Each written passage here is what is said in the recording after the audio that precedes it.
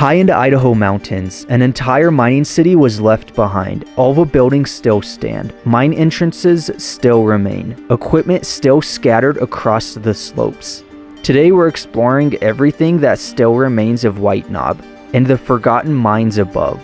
This place wasn't preserved. It was simply left behind.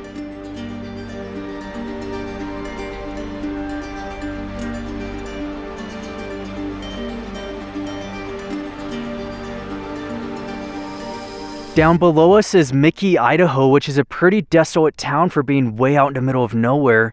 And the only thing that supports it now is agriculture, but they used to have mining. And this is the Tramway. You could see there's some history right here, and it goes way up the mountain, and there's tons left, so it's a really special explorer. Right there's the history. You could pause and read the screen. Right there is the tram line, and it's crazy because it would have been so much ore coming down this mountain into Mackay every single day. It was just a matter of time until the mines dried up. This is where the tram line crosses the road and goes off to Cossack Tunnel, which is going to be straight ahead of us.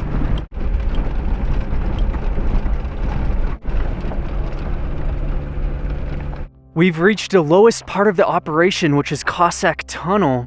And then there's an ore bin over here. We'll check that out and then go to the compressor shop. The ore bin has seen better days. It's barely even remaining anymore. This huge building you see is the compressor building. So it would have housed tons of old equipment. Look at everything above us too. But we'll have a quick look in. All of it's obviously been taken out now. Look at the windows. It would have been huge and open. And you know, above ground miners would have worked in here. Huge garage door opening to bring everything in. I like coming out and seeing places like this because in this condition, you know it's going to fall down eventually. It's just going to be lost to history. Now that we're done with the compressor building, if you look over, this was the tunnel. And there's no getting in it now. It's even saying, you know, prohibited. You can't enter it. It's backgated anyway, but it would have been such a huge mine.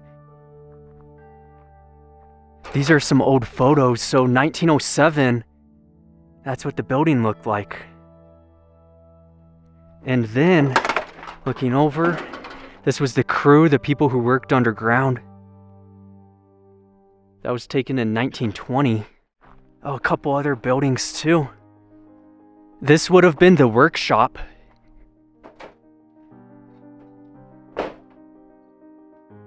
Nothing inside it anymore. Look how the side of the mountain's collapsing in.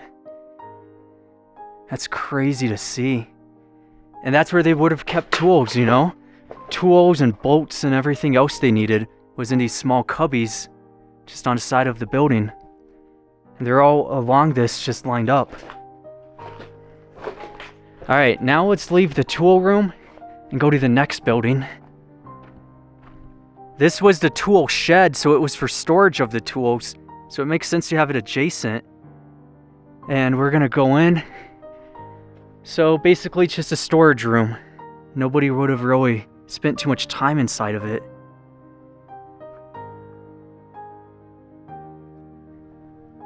Small cabin here. Because this mine operation is so huge, you obviously wouldn't have a central point. Instead, everybody lived in the different sections that they worked at. And finally, a log cabin.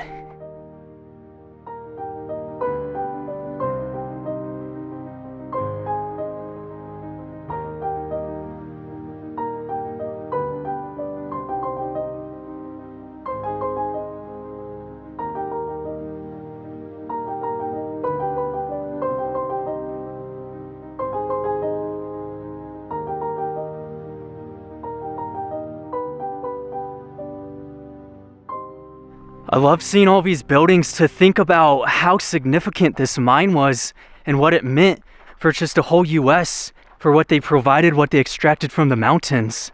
Straight ahead of us, way in those mountains where that huge mill is, that's where we're headed to soon. But first we're gonna see the White Knob ghost town.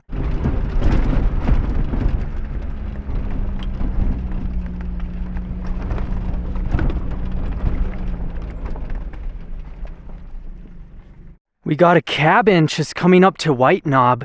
This wasn't quite at the town yet, but it looks like there's some history on it. This was the Anderson family home site from 1910 to 1950. There's the Anderson family themselves right at the cabin. 1916 that was taken.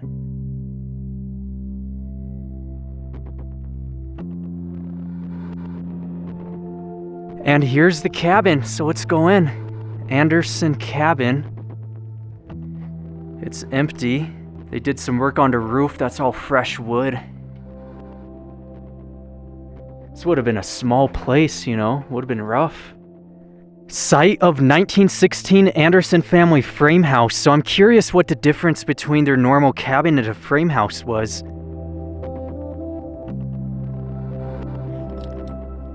So we seen the main cabin and then the frame house down below. Now what we're gonna do is continue up the mountain because there's also the White Knob ghost town straight ahead.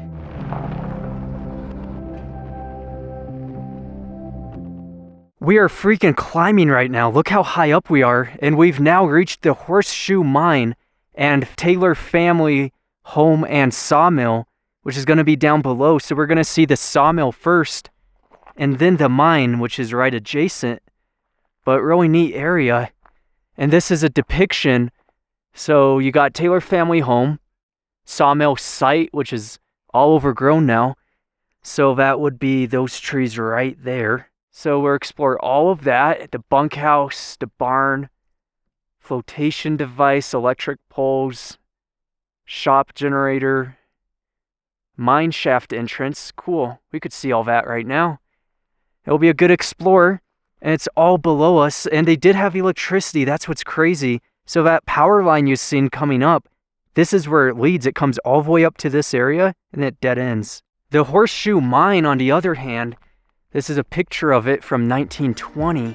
The mine was first developed about 1903 and in 1916 recorded its first production, mostly ore with a high content of lead. The town featured 2 major tunnels and a number of shafts and crosscuts, totaling several thousand feet of underground workings. Through the years, the workings have seen both company and lease-type workforces, and the last recorded production was in 1978. Transportation of the ore was accomplished in the early days by horse-drawn wagons and later by motor trucks. Output totaled since 1903 includes over 3 million pounds of lead, over 1 million pounds of zinc, 257,000 pounds of copper, 129,000 ounces of silver, and 110 ounces of gold.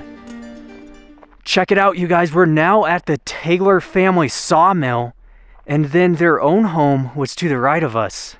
So straight ahead, that was all of the wood they would cut down and use in the sawmill. This was their home, all fallen down now with a pantry behind it. That was the pantry.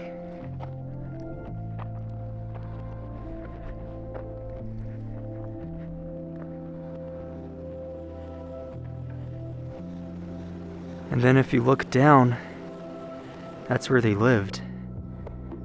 This is the only building that's fallen down. The rest are still standing. So we'll quickly look through and then continue. Even this side is knocked down too. I thought maybe it was still standing. Here's all the buildings themselves. I don't think they've been fixed up or anything. Maybe this is fresh wood. I don't know. But if we look inside, it's mostly empty. There's some neat stuff left though. Check this out.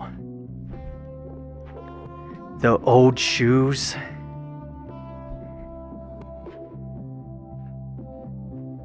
Just a lot of bolts and screws. Alright, let's leave this building. That was the tool room. And go to the next one. And if we look in, it's all empty. It was a cabin, I believe. Then one final building in this sawmill.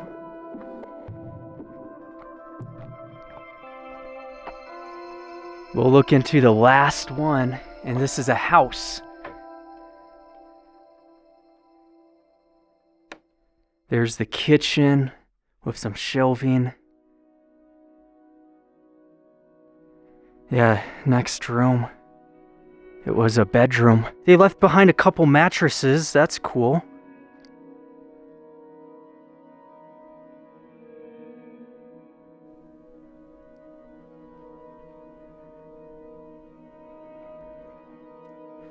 And behind the house was a pantry.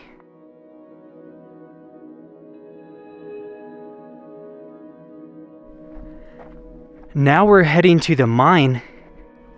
Old piece of equipment.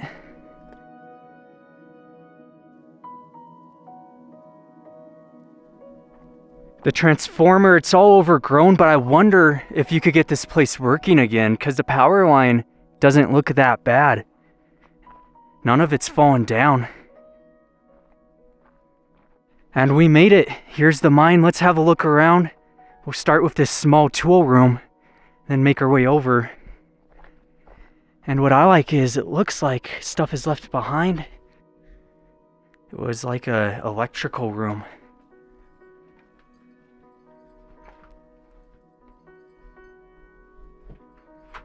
Isn't anything in it too much. I may have spoke too soon. That power line's tipped over. That's the first one that's messed up. So it directly comes into that building. This one has power too. We'll look inside of it.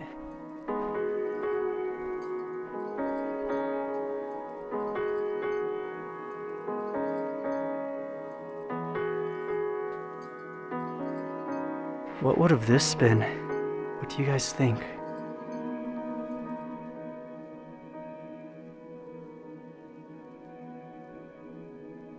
Wow.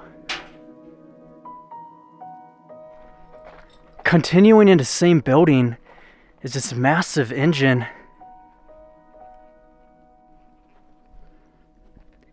Truck bench seat. Then here's the engine. It would appear to be a Caterpillar.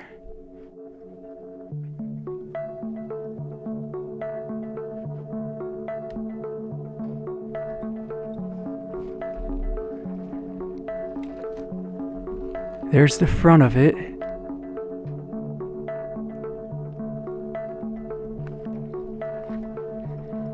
The outhouse.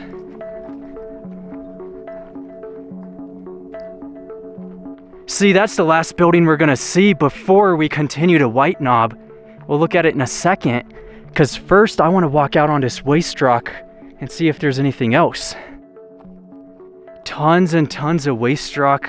Unfortunately, the mine is long gone, but it would have been really extensive.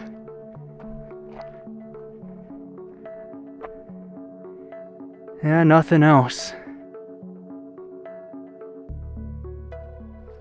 From what we've already seen, I'm assuming this is going to be a storage or an assay office, that subsection. We've already know what this is going to be, and it's just a bunch of piping, incredibly old to the point where it's cracking. Wow. I just made a discovery. So you see this ore cart track, it goes right in, which makes this the mine adit. I don't know why they would have put all the piping in there, but that's the adit. You could see the ore cart going down. There's a subsection as well, because the ore cart goes into it and then connects right to that, going to the waste rock. So let's see this portal. Am I gonna stand on it? Yes, I am. Yeah, it's gone. This is where it would have been. Unfortunately, there's no getting into it.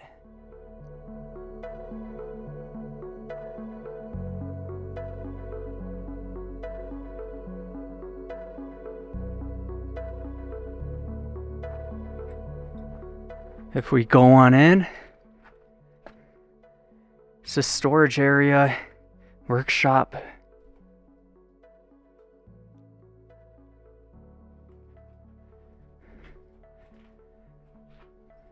That is a huge battery. It was for the tractor. It's a Caterpillar battery. All the electrical. That's how they all set it up.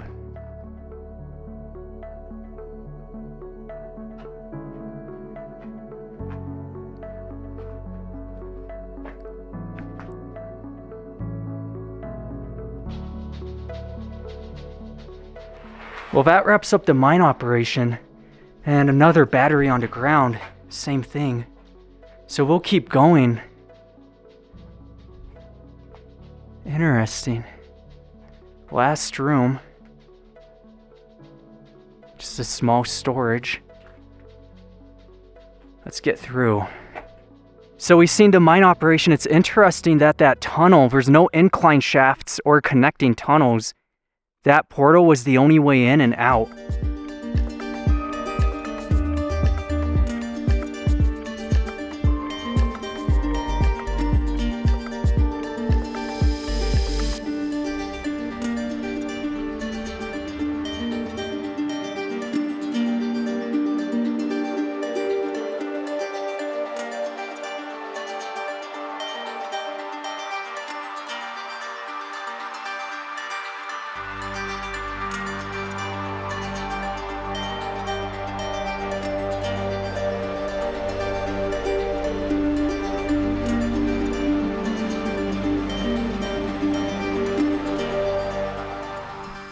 I'm at the former site of White Knob, and unfortunately, since it is a super old ghost town, most of the ruins are just going to look like this.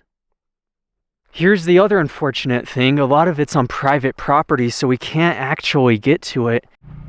Continuing up, this was the main road, and there's a few more remnants, a cabin way in the distance, and this is a small foundation.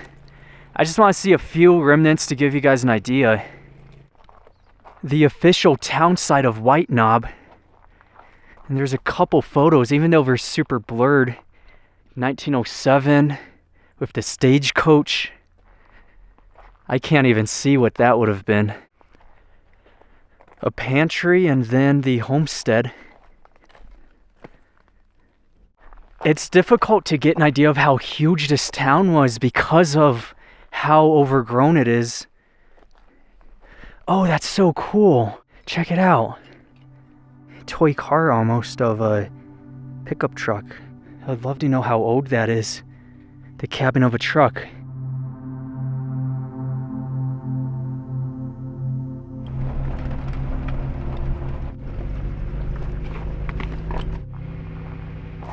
This last house is pretty much the end of White Knob.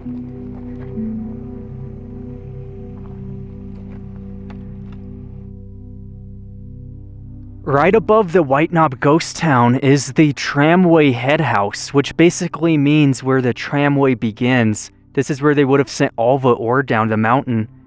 From this head house, going all the way to Mackay, right in the distance.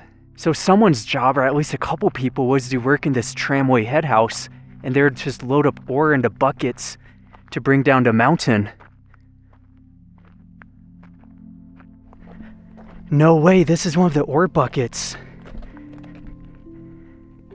That's so cool. Wow. This is amazing. Look at the size of this ore bin.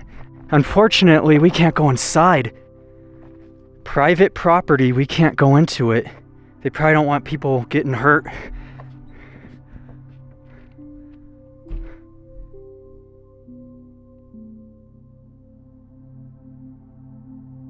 White Knob historical structure.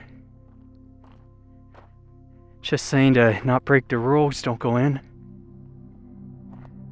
Man, this view is amazing though.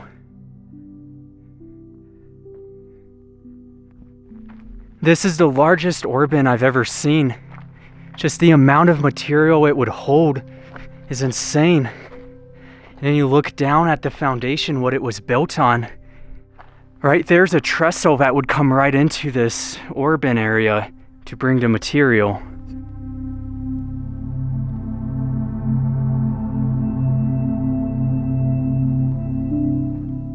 Restricted area. A lot of airflow coming through and it feels amazing. It feels like AC right now. I love that view. Walking out on the trestle, still have the ore cart track going up to it. So this is really cool. Check it out. You got to use your imagination a little bit. But that tunnel we seen that we couldn't go into, the ore cart tracks would come onto this trestle. And then from this trestle, it would hit over here And the ore cart tracks are still up there.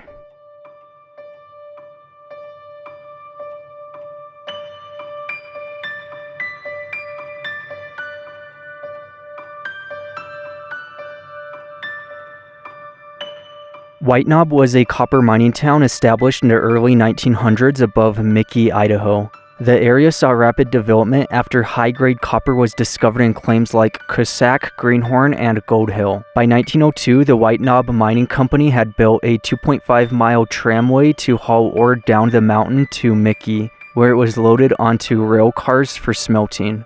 At its peak, the town had hundreds of workers, a school, boarding houses, a post office, and a central compressor building. The tram system would carry over 200 tons of ore per day. Though the mine shut down in the 1940s, a surprising amount still remains. Tram towers still line the ridge, cabins, bunkhouses stand in the trees, and mine shafts and machinery dot the hillside.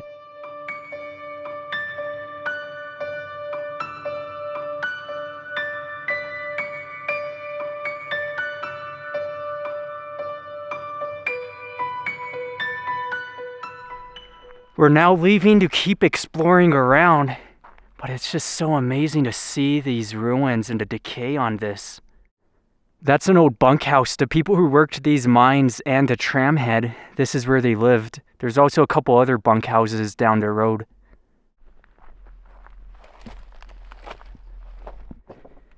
This humongous bunkhouse. A dozen or so miners would have lived in it. If it was 2 stories, at least 24 or 30.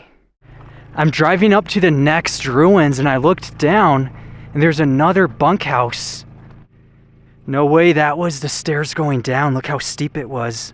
I wonder if it was 2 bunkhouses where that was one. And then there's kind of a separation where the stairs are. Then you enter, it looks like there's a wall into that second bunkhouse. So 2 bunkhouses in this spot.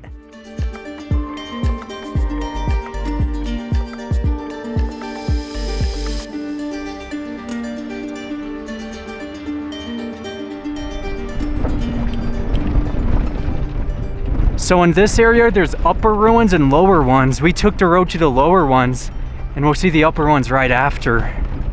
There's the town. It's pointing at the town we just checked out, White Knob. I like this rock wall going up. The mines are way up there. This is all waste rock. That's where the ore bin would have been placed.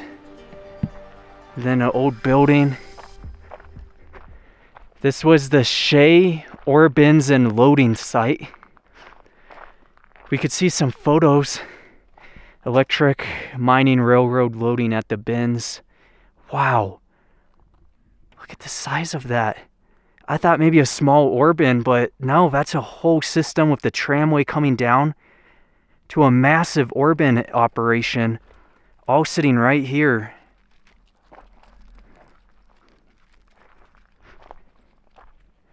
Another photo of it. Shade, Trail, and Trestle, located 1.3 miles ahead. Alright, restored in 2002.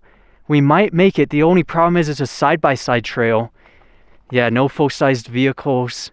More remnants of the ore bin and the loading site. So if a trestle would go down. Look at the size of this waste rock pile too. Huge. But what's really interesting is up ahead. We're gonna see the trestle no matter what, even if I can't hike to it. It's kind of hard to see, but that's the trestle we're talking about. I just didn't think it was worth going up to it. It's still neat though.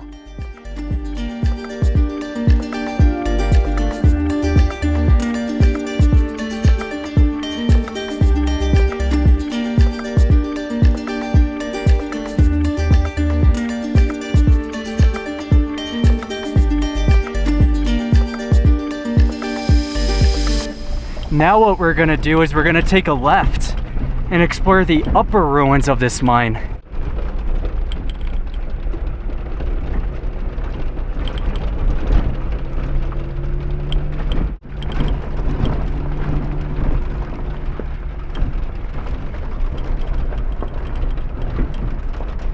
Now we're at the Alberta level tunnel and power plant from 1902 to 1918. And this is right above what we were just exploring. So if we look down this hill, we should see right there, yeah, where we were just at with the massive waste rock. And there's a couple buildings left, so we're gonna check it out. There's the mine portal. We'll see that first, then make our way over. It's so faded, it's difficult to read. Here's a photo from 1916. And another one. Look how extreme of a place this was.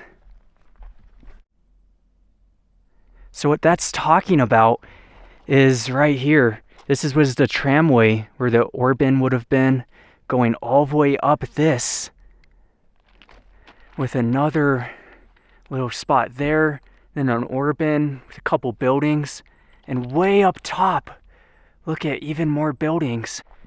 Going up to the tunnel itself, all collapsed in. Then we had the power plant.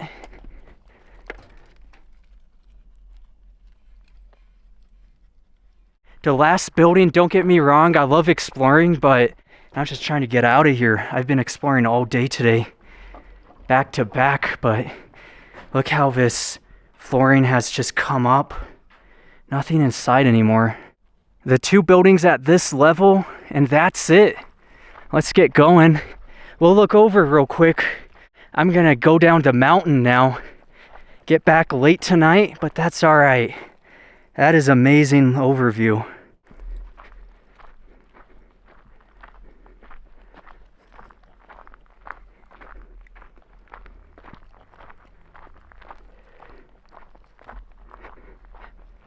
Right now I'm driving through Mackay, Idaho. This is where the tram line ended. While White Knob is still a ghost town, Mackay still is prominent. There's a couple hundred residents who still live here. Going through downtown, a lot of abandoned spots. Not a whole lot left of Mackay, just a lot of abandoned spots. Most of the businesses are gone or they're seasonal when tourist season comes.